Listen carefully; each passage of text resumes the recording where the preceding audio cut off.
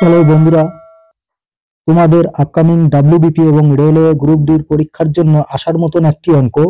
যদি এই টাইপের অঙ্ক তোমাদের পরীক্ষায় আসে, তোমরা কিভাবে এই অঙ্ক সমাধান করবে চলো একবার দেখে দিই এবং তোমরা দেখে নাও।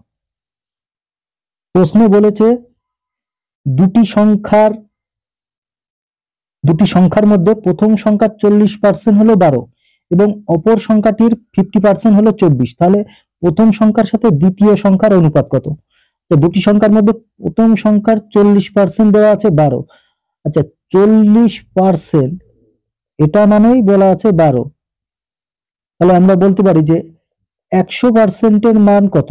100% সমান হবে 12 গুণ 100 বাই 40। শূন্য কাটলে 0, 4 দিয়ে 12 কাটলে 3, তার মানে 30। 3 10 30। তাহলে একটা সংখ্যা পেয়ে গেলাম 30 এবং অপর সংখ্যাটি বলে 50% হলো 24। তার মানে 50%-এর মান 24। এই ক্ষেত্রে 100%-এর মান কত হবে? Into 100 by 50। 50 দিয়ে 100 কাটলে 2, মানে 48।